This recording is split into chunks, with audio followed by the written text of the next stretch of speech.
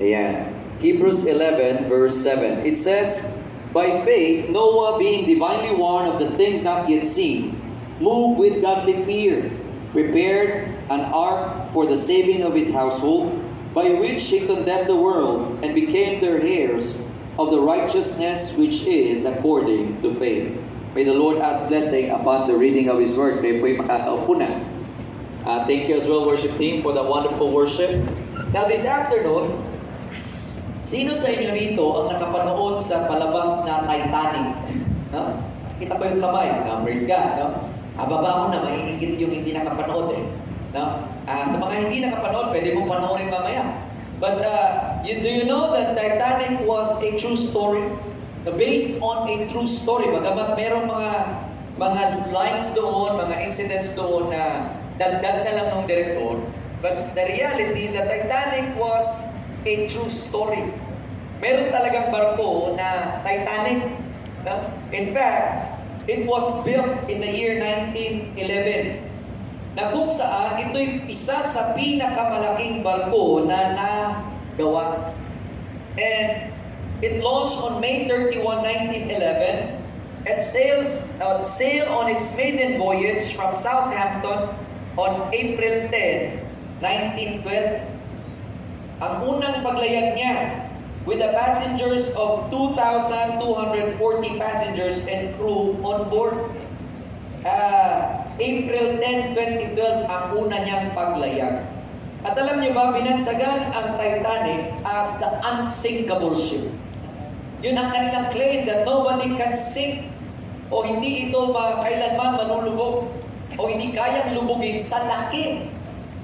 Kasi sa history nila at that time, there was no such great ships that has been built. At isa ang Titanic sa isa sa pinakamalaking barko na inagawa na kayang maglaman ng 2,240 passengers, crew, and passengers on board.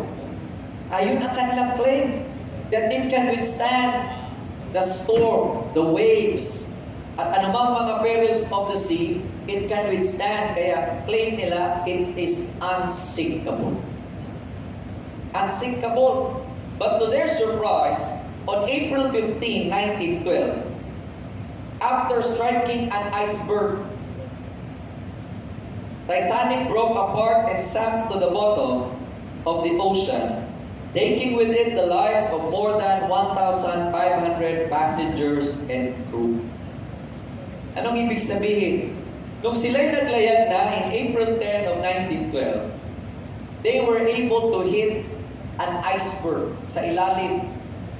Ang iceberg kasi, pag tinignan mo, pag nasa dagat ka, ang tawag nila na term, tip of the iceberg. Ang realidad doon, maliit lang yung nakikita mo sa ibabaw. But underneath it is a huge boulders of ice. No? Yung tipak ng mismo yelo na mas malaki doon sa ilalim. Ang makikita mo lang, pansinin mo, kung uuwi ka ng bahay mamaya, kung meron kang ice na yung buo, subukan mong basagin at ilagay mo sa timba. Ang lulutang sa ibabaw nun, yung maliit lang. Pero yung malaking part noon nasa ilalim. Now, the crew did not see it. Bakit? Sa lugar na ganoon, pag malamig at mainit sa ibabaw, malamig ang tubig, it would cause a haze or a fog effect. Kaya hindi nila mapansin sa malayo. Nung nakita nilang malapit na, doon lang nila tinry i-alter ang barko, but yet it was too late. Kaya na lang, the hull was made of wood mixed with metal, pero sa lakas ng takbo, it tore apart ang parte sa tagiliran that caused the ship to have a hole. At doon pumasok ang tubig, starting from the engine down to the entire vessel, at it caused it to split apart. Yung sinasabi nilang unsinkable turn into sinking vessel. Na bakit ko kinikwento yan? Ang pamagat ng ating pag-uusapan sa hapong ito, I entitled this message of ours, Built to Last. Isabi sa katabi mo, built to last. This passage that we read is a passage wherein this is where the heroes of faith has been written. Dito isinulat sa Hebrews 11:7 that one of the heroes of faith, his name was Noah. Noah was called by God. In his time, we will be looking at this passage. If we will go back in Genesis chapter 6, doon natin makikita ang kwento ni Noah, where God found favor upon his life dahil siya'y lumalakad kasama ang Panginoon. Amidst of a world that is filled with chaos, a world filled with corruption, a world filled with sin, itong si Noah ay nananatiling tapat, maayos ang buhay sa harapan ng Panginoon. Kaya ganun na lang na binigyan siya ng pabor. God found favor with him. Kasi ang sabi ng Diyos, when He saw the world, He wants to eliminate everyone. Gusto niyang burahin at pinagsisihan niyang ginawa niya ang tao sa mundong ibabaw. But yet, because of the life of one man by the name of Noah, who walked righteously in the sight of God, who walked with God in accordance to His will, binigyan siya ng pabor ng Panginoon at binigyan siya ng utos. Ang sabi ng Diyos, make an ark. He was given the very specifications ng lahat ng gagawin. Ito ang gagamiting wood, ganito kalapad, ganito kahaba, ganito kataas. Ilang floors ang gagawin mo. Lahat ibinigay ng Diyos. But amidst of all this, makikita mo ang pananampalataya ni Noah, who have truly trusted God and walked with God. Na wala siyang reklamo. He did everything that God had commanded him. And behold, pinagtatawanan siya ng marami. Yung mga taong puno ng kasalanan was keep on mocking him. Bakit? Nilikha ang ark not in the land or not near the sea. Ginawa ang arko sa ibabaw ng bundok. Na kung ikaw kaya tatanungin, kakausapin ka ng Diyos, gumawa ka ng arko. Sige Lord, gagawa ako. Pero may catch. Gagawin mo sa tuktok ng bundok. Kung ikaw kaya yun, tanungin mo yung katabi mo, gagawin mo. Marahil dahil alam na natin ang kwento, oo, gagawin ko. Pero sa totoong buhay, most definitely we would say, no, that's insane. No? Lord, kalukuhan naman. Paano naman lulutang yung nasa tuktok? It would be ridiculous. But here is Noah, did not question God, but did what was asked of him to do. Alam niyo, ayon sa pag-aaral, it took him more or less 100 years to build the ark. Ayon sa mga scholars, sa commentaries, they are computing it from 65 to 75 years in the making before the flood came. Sabi ng Diyos, gumawa ka ng arko dahil magpapadala ako ng ulan at baha sa buong mundo. Buburahin ko ang lahat because they are no longer pleasing before my son. Pero dahil lumakad ng tama itong si Noah, he and his entire household at kasama ang mga hayop na pinili ng Diyos. Ang sabi ng Diyos, take every living thing by pair. Lalaki sa babae, every clean and unclean animals, dalhin mo sila sa loob ng ark. And entire family as well will be in the ark, that salvation may come to your house. Ginawa ito ni Noah. When the Lord appointed a time to shut the door, it was shut with all the animals, with its entire family. And then the flood or the rain came. Ang sabi ng salita ng Diyos, the well springs of the earth opened up.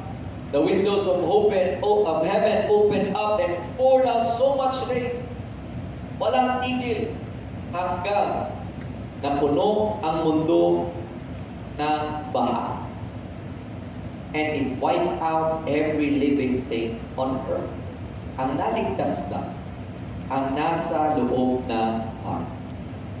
Now, you and I are called and built to last. Sa anumang hamon at pagsubok ng buhay meron tayo, pakisabi sa katabi mo, you're built to last. Anong ibig sabihin? Pwede kang manatiling nakakatindig, mananatiling nagtatagumpay, mananatiling hindi kailanman pababayaan ng ating Panginoon. Just like how Noah had been established by God as He called him to build an ark. Kung titingnan natin ang passage of Scriptures, there are a lot of word that comes out when it comes to the Ark of the Covenant. This Ark of the Covenant is where the presence of God is. The same is true when Noah built the Ark. The presence of God was there with them throughout the time of the flood, until such time that the flood subsided, the ground dried up. Nandun ang presensya at ang kamay ng Diyos na gagabay sa kanila. The same is true in the Ark of the Covenant, when the people of God marching towards wherever He directs them to go.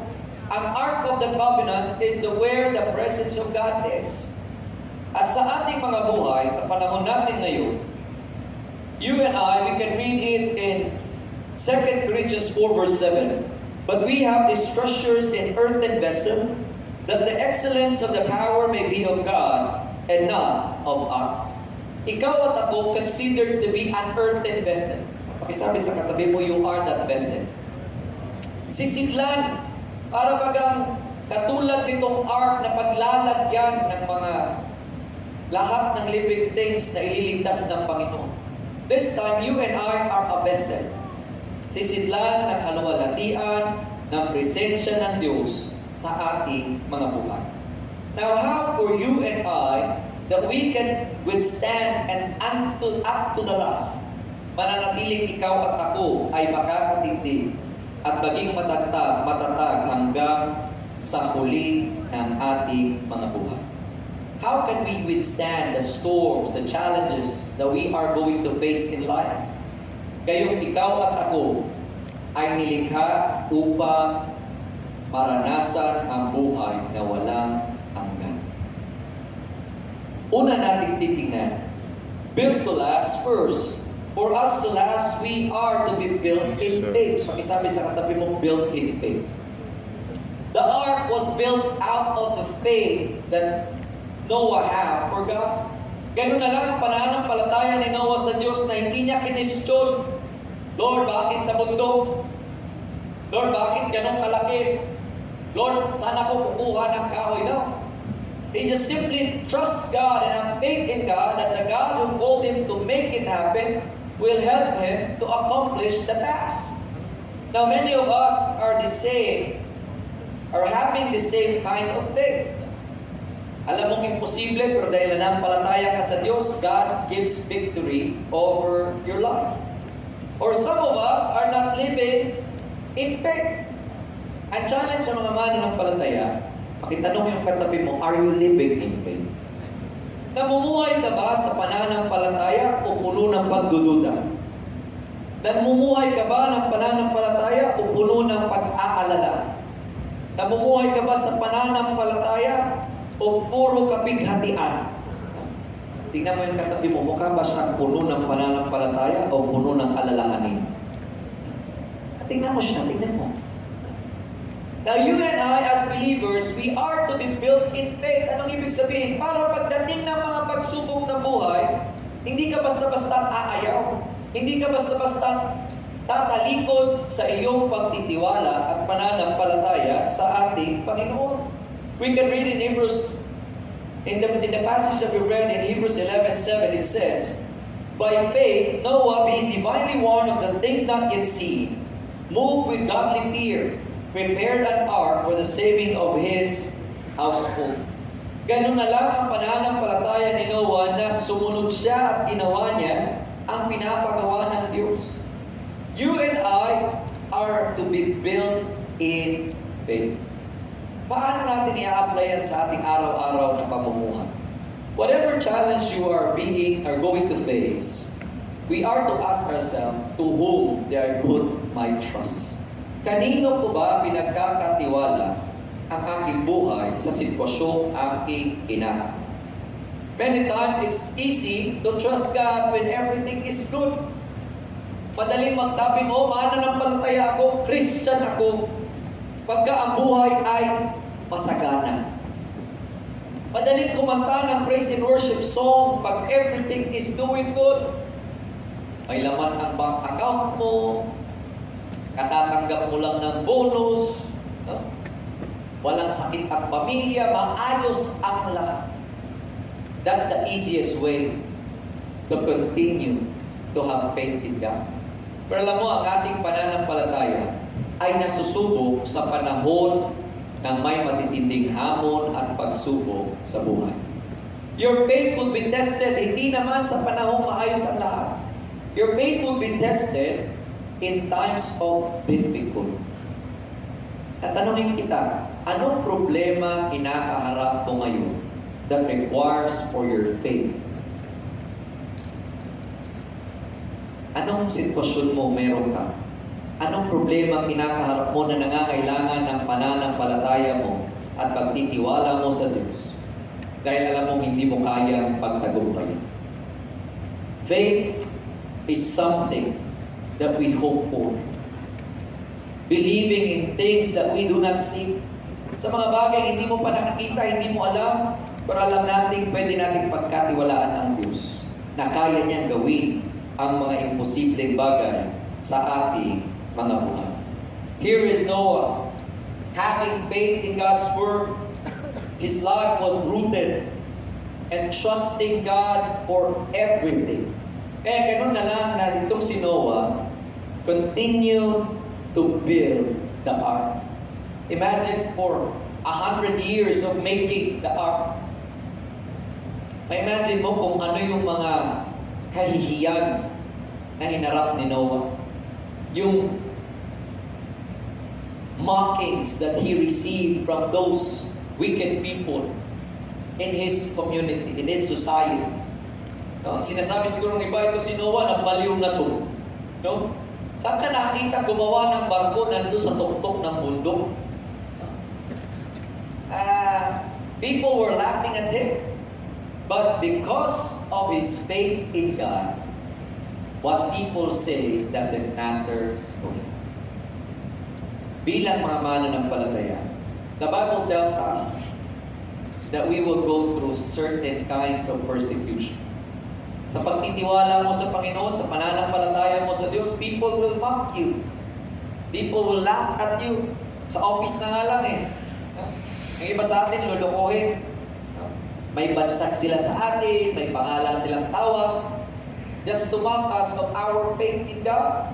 But this should not stop us from believing God for greater things in our life. Ikaw at ako, do you continue to trust in God's promises? May pangako ka bang pinaghahawakan sa panahong haharap ka sa mga hamon at pagsubok ng buhay? For Noah, he held on to the very words of God, that a time will come that I will send the rain, so you have to build the ark. This afternoon, we are also called to be building our ark, this vessel. Are we built in faith? Itanong yung katabi mo, are you built in faith? Ang buhay mo ba ay nakaangkla sa pananampalataya sa Diyos? Ang mga desisyon ba natin ay nakaangklas sa ating pananampalataya sa Diyos? Ang ating bang mga plano, is it being anchored in our faith in God? Sa mga nais at mga desire ng iyong puso, is it anchored in our faith, believing that God who placed that desire will be the same God who will fulfill it and make it into completion? Ano man ang hamon meron ka sa oras na ito, huwag tayong tumigil na pagkatiwalaan ng Diyos. Huwag tayong manawa na antayin ang tugon ng Diyos sa ating mga buhay. Because God is never late. He is never ahead. He is always on time. Pakisabi sa katabi mo, on time si Lord. Maybe at times sabihin mo, Pastor, hindi naman on time, due date na. Diyan na si Judith. No? Bayarin na, Pastor, pero wala pa rin. No? Kaya ano ang ating ginagawa? Pag nawalan ka na ng pananampalataya, anong gagawin natin? Human nature will tell us, mangungutang na lang ako. Napakisabi sa katabi mo, that's lack of faith. Bakit? Pinapangunahan mo, Lord, wala kang pagtugon, uutang na lang ako. Pero ang tanong, pag sa pag-utang mo ba, matutugunan yung pangangailangan mo? Eh kung doon ka pa uutang kay Bombay, eh di lalo kang mabaon sa utang, imbis na ang utang mo ganito lang. Yung patong ni Bombay, sobra. What will happen? Because we act out of faith, we can be in a mess that we can no longer get out. Imbis na pwedeng maiwasan kung nanampalataya ka lang, kung nagtiwala ka lang, kung inantay mo lang ang plano ng Diyos. Anong sabi ng Diyos? Kita mo ba yung mga ibon? Nagtatrabaho ba sila? No. But your heavenly Father feeds them. Kita mo ang mga lilies in the field? Sino ang nagbibihis sa kanila that they look wonderful? They are clothed in a beautiful manner. Sabi niya, ang Diyos. Now, how much more ikaw? Pakisabi sa katabi mo, ikaw. Anak ka ng Diyos. You are a precious child of God. Anong ibig sabihin? Walang anak ng Diyos ang kailanman kanyang pababayaan. Kaya pakisabi sa katabi mo, sa Diyos ka magtiwala. Let us continue to have faith in God that our life will be built in faith towards our God. When you and I believe God for greater things, ang sabi niya, according to your faith, it shall be done unto you. Kung ano ang pananampalataya mo ay siyang ipapangyari sa iyo. God has faith in you that you can do what you are, or you can overcome what you are facing at this very moment. Hindi ka bibigyan ng hamon ng Diyos na alam niya hindi mo kakayanin. Pero ito ang challenge. Our faith should increase. Hindi pwedeng hanggang doon lang. Kung ngayon ang pangangailangan natin ay pang 500, if God answers your need for the 500, then wait. Because God will challenge you for the 1,000 problem. Pag natagumpayan mo na yung 1,000 problem, wait, because God is still not yet done with you. He can bring you to the 5,000 problem. Kung paano pinagtagumpay ka ng Diyos sa maliit, siya din ang Diyos ang magbibigay sa iyo ng lakas upang magtagumpay sa mas malaking hamon at pagsubok. How much more dadaling ka ng Panginoon into the 100,000 problem? Sa tingin mo, pababayaan ka ng Diyos. Madalas ang tingin natin, Pastor, hindi ko kaya. Hindi ko kaya. Yan ay realidad. Bawat isa sa atin, hindi natin kaya. That's a good realization. But don't forget the fact that there's a God who is in you. The Holy Spirit is in us. Greater is He that is in us than he that is in this world.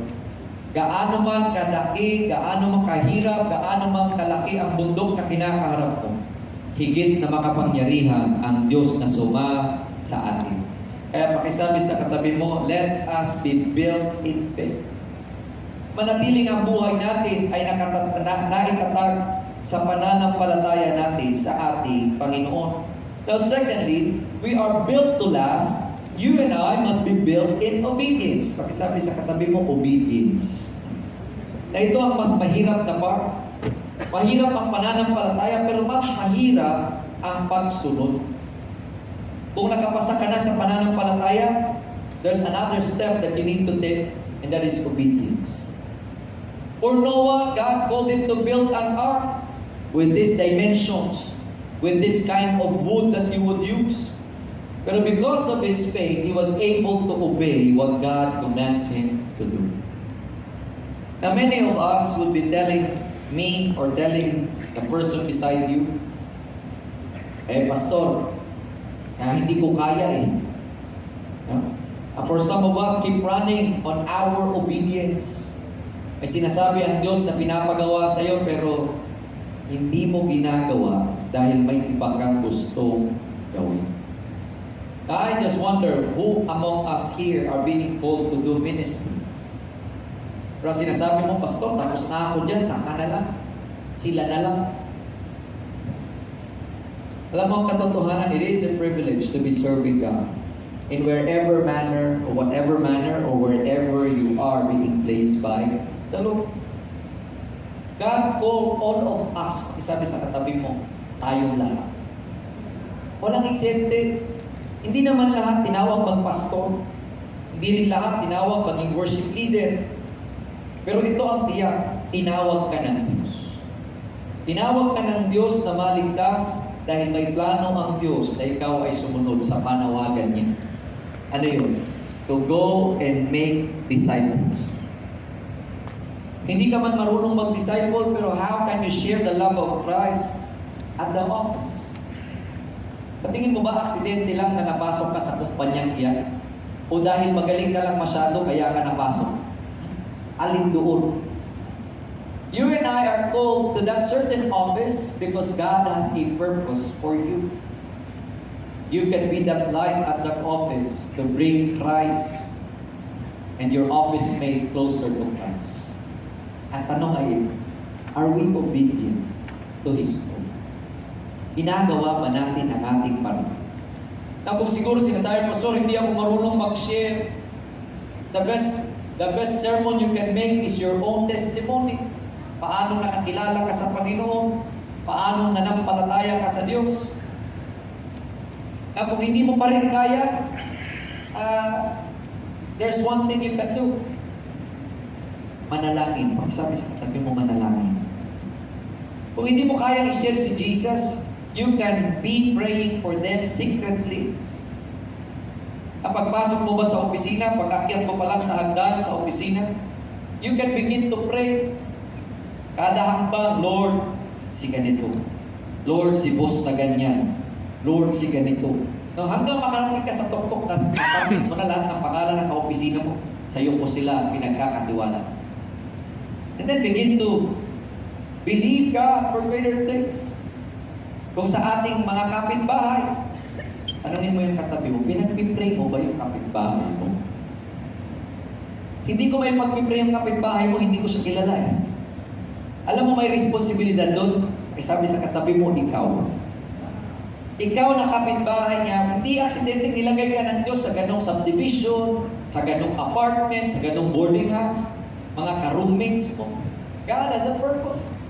And we are called to obey. Pakisabi sa katabi mo, sumunod. Nasa maliliit na bagay, pwede mo sila ilapit sa Panginoon. With your simple prayers, you can lead them to Christ. With your small acts of praying. Kung maglalakad ka o nagja-jogging ka sa subdivision ninyo, do you spend time praying sa mga bahay na dadaanan mo? Habang nagja-jogging, pwede mag-pray. Pag nagja-jogging ka, Lord, bahay niya, makakilala sa iyo. Lord, yung mga nakasalubong mo, these are little acts of our obedience to God. Hindi kailangan pastor ka. Pero ang tanong, do you do your part? Sinasabi mo, Pastor, hindi maligtas yung kapitbahay namin. Pero ang tanong, sumusunod ka ba sa pinapagawa ng Diyos? Do you pray for them? Do you intercede for them? Pagka nakakarinig ka yung kapitbahay mo, nag-aaway na yung Mrs. at Mr. Nagpipray ka ba o nakikimarites ka din? Madalas ang ginagawa, Christian na to Christian. Pagka nag-away na yung kapitbahay, anong gagawin? Hinaan mo TV. Wait lang, hinaan mo, di ko marinig kung anong pinag-aawayan. Imbis na manalangin, minsan masaya pa tayo. Masaya tayo na nag-aaway sila. Ayan na naman, away, ganun talaga yan. Do you know what? God allows you to hear all of this. Not for you to talk about them, but you can talk to these people by sharing them to God. Ngayon, nag-aaway na naman ang mag-asawa. Pwede bang abutin mo sila? Pwede bang igawad mo ang pag-ibig at kapayapaan sa tahanang iyan? Nawa bilang mga mananampalataya, umiral ang pag-ibig ni Kristo. Obedience. Ano ba, when it comes to finances, tanungin mo yung katabi ko, obedient ka ba pagdating sa pananalapi? Ayaw mo siyang kausap, ulitin mo, sabi mo siya. Na-obedient ka ba pagdating sa pananalapi? Maraming Kristiyano, no wonder they are not able to be prosperous even in finances. I'm not saying lahat talaga may maging milyonaryo, but no. The needs that we are having daily, God will provide. Pero madalas, hindi natin nararanasan ang tagumpay pagdating sa pananalapi. Dahil mismo sa maliit na bagay ng pananalapi, hindi natin sinusunod ang kautusan ng Diyos. Ano ang utos niya? In everything that we receive, ilan ang nire-require ng Diyos? O tingnan mo, di mo alam. Really? Pabulong. 10%. Now, if you go beyond the 10%, good. Na ang tanong nga niyan ng iba, namumblema pa. Ano ba yung problema nila? Pastor, ano yan? Yung 10%, gross or net? Gaano ba kalaki yung gross at sa net? Now, it's up to you.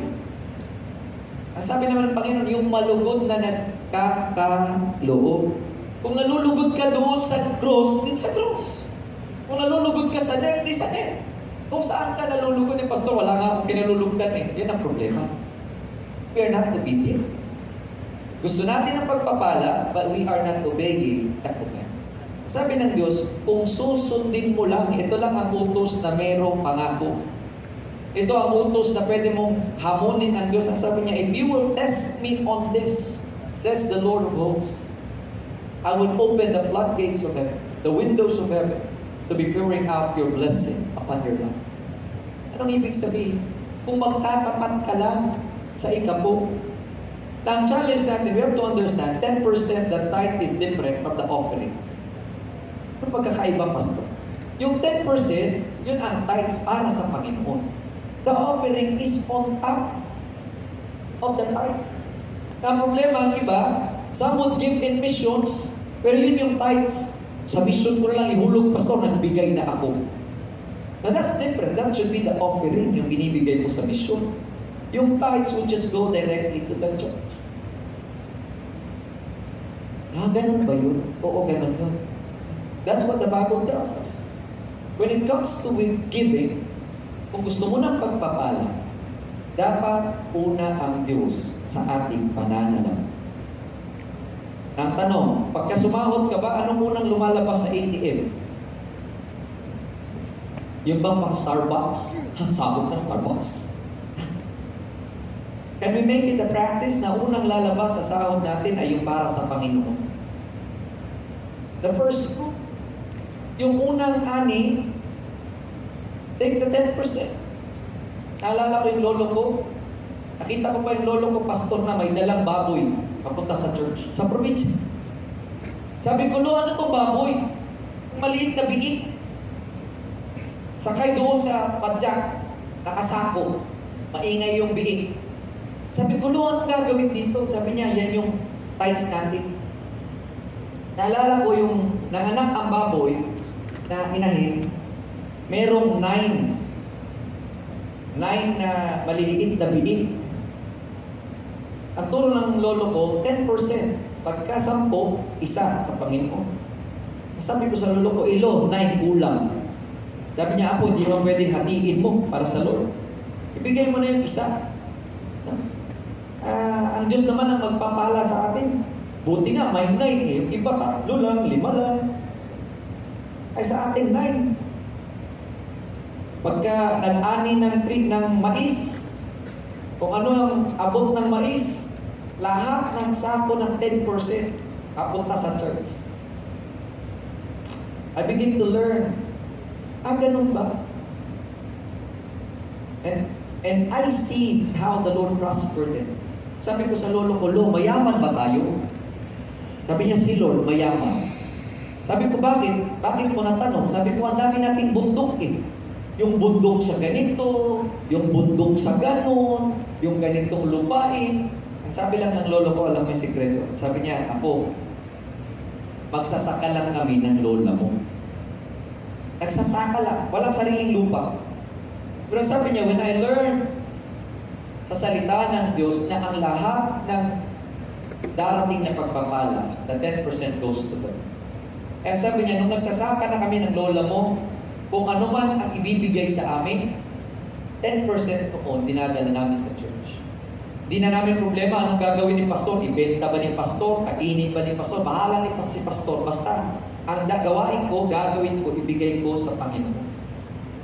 Kaya kung makakuha sila ng 10 sako, kalahating sako sa church. O 1 sako sa church. Kung 5 sako, kalahati sa church. They give it. Nang sabi niya, hindi ko namamalayan habang nagtatapat kami sa Diyos, we begin to acquire our own land. Hindi pa malaki, kalahating hektarya lang.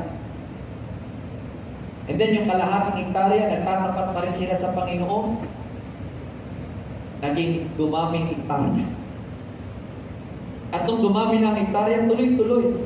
Now when I was a child, I experienced a life in the province that merong kaming kabayo, merong kalabaw, may iba't ibang baka, may maraming kamping, may manok na alam mo yung pag nakapakain ka sa probinsya ng manok sa umaga, no? Alam mo yung sa TikTok ng daming manok, no? Ganon. Mapupuno yung harapan ng bahay ng lola ko pag nagpakain na sa umaga. At sa gabi naman, pagising mo puno ng iti yung ipot ng yung mga dahon ng puno dahil puno na ng mga manok. Pero ang sabi ko sa lola ko, Lo, mayaman ba tayo sa kanya? Hindi. Ang Diyos ang nagpala sa atin. As we just continue to be faithful in Him. Now, are we obedient in our finances? Gusto mo ng pagpapala? Ang hinihingi ng Diyos ang pagsunod. Sabi sa katabi mo, pagsunod.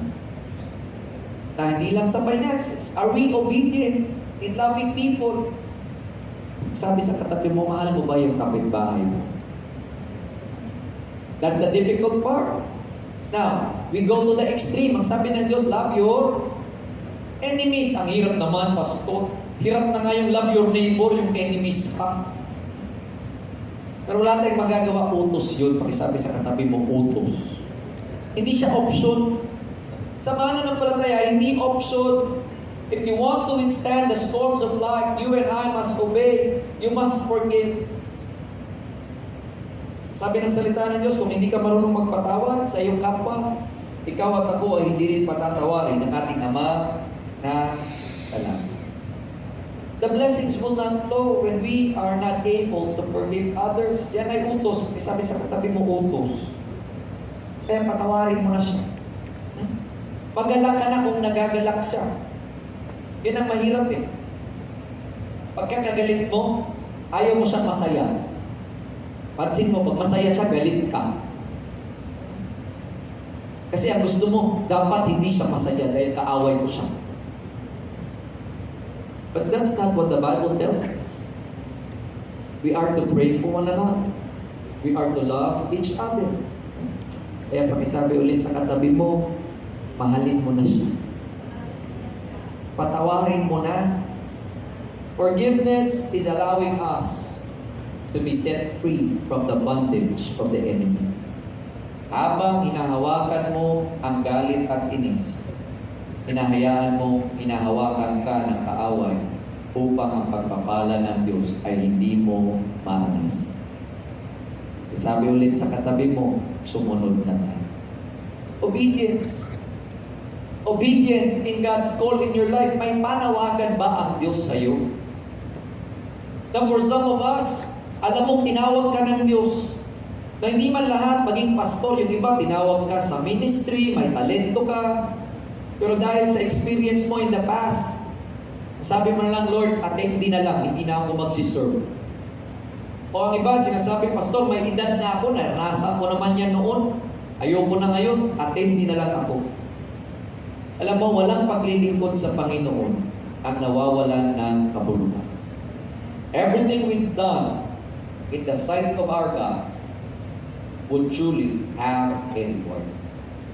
Kaya pakisabi sa katabi mo, maglingkod. Excuse me. Maglingkod. Let us serve God.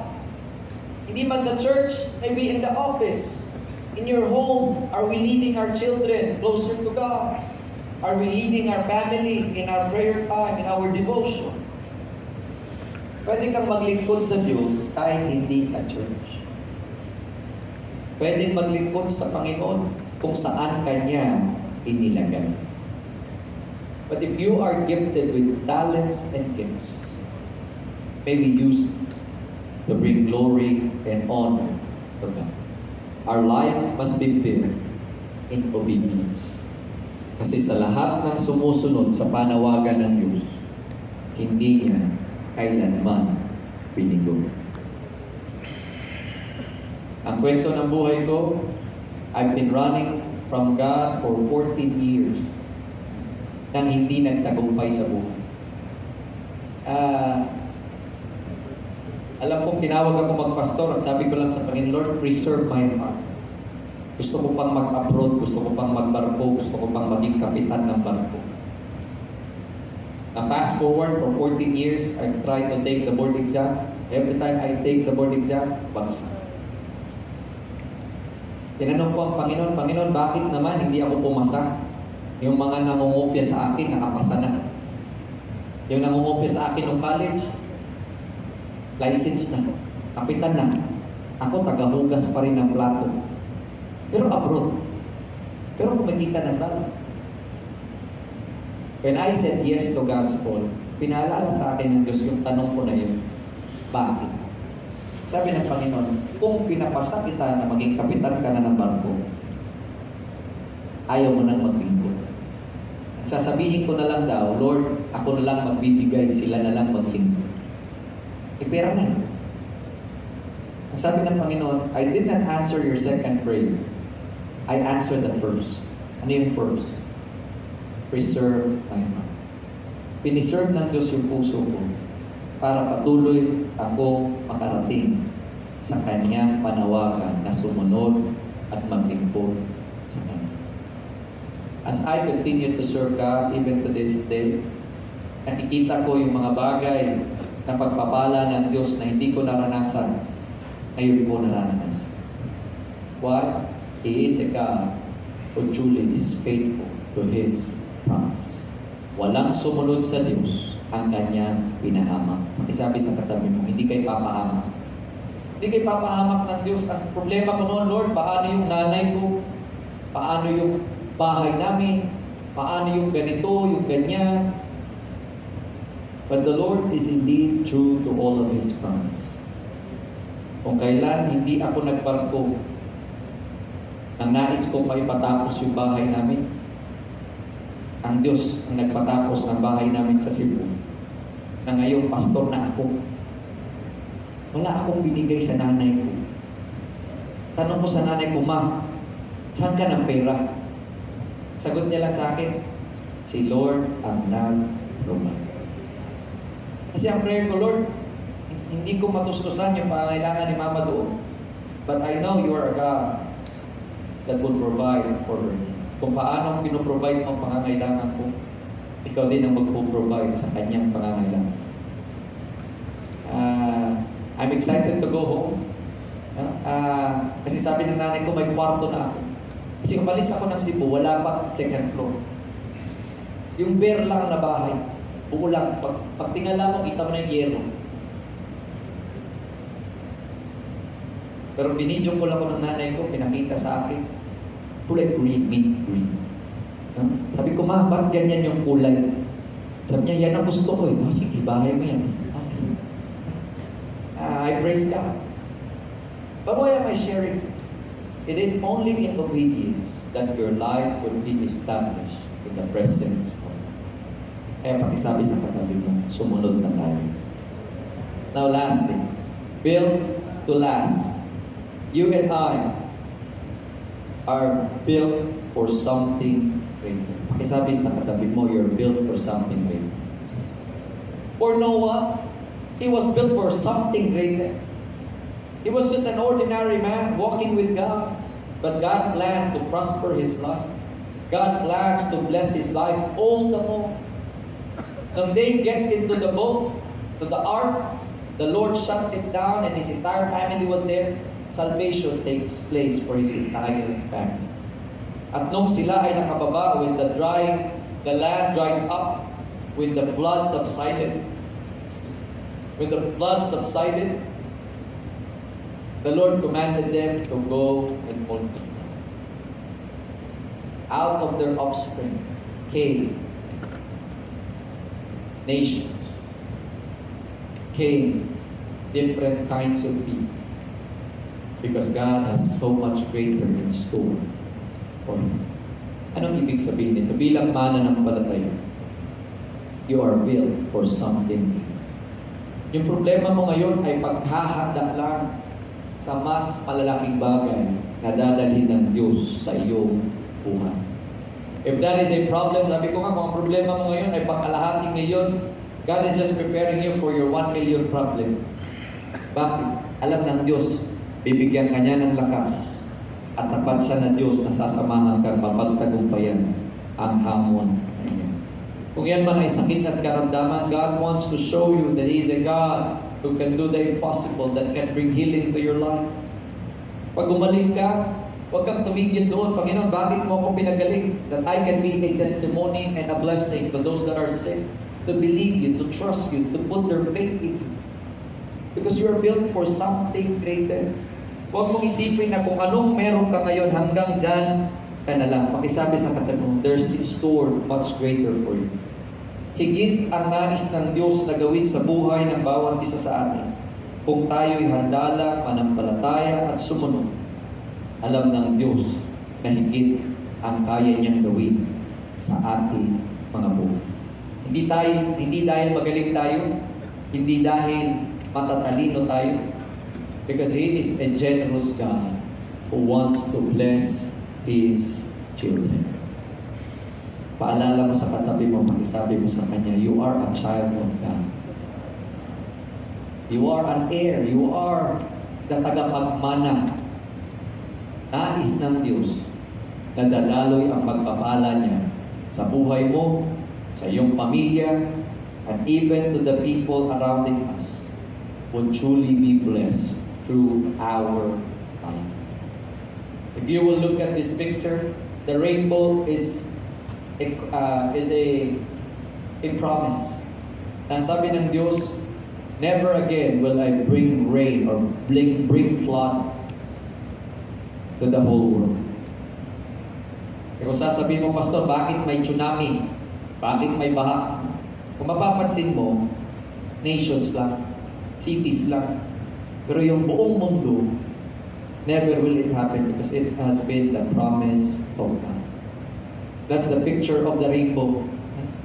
But the world, they twist the promise. Ano ang symbol na yan ngayon sa mundo natin? The LGBTQ. They use it. They twist the promise. They try to rob us of what the real promise is. They claim it as their own. Tayo na mga mananampalataya, we are to hold on to the truth that the God who promised will be the same God who will fulfill His promise upon our life.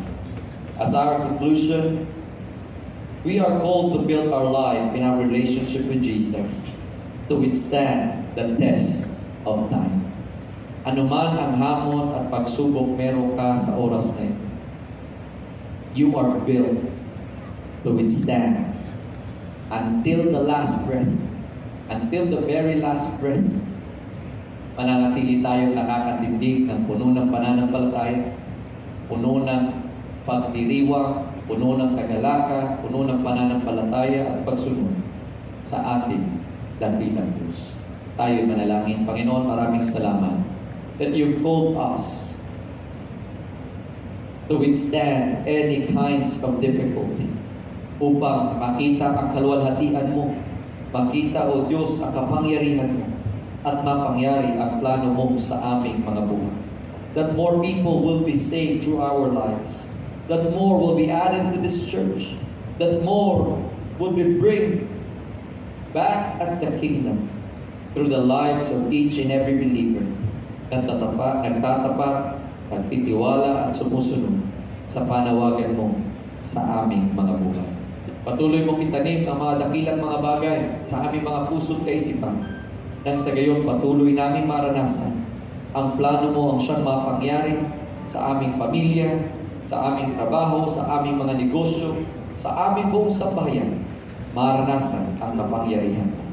Panginoon, salamat sa iyo namin ibinabalik ang lahat ng kapurihan, pagdakila at pagsamba sa pangalan ni Jesus. Ang lahat magsabi na, Amen and Amen.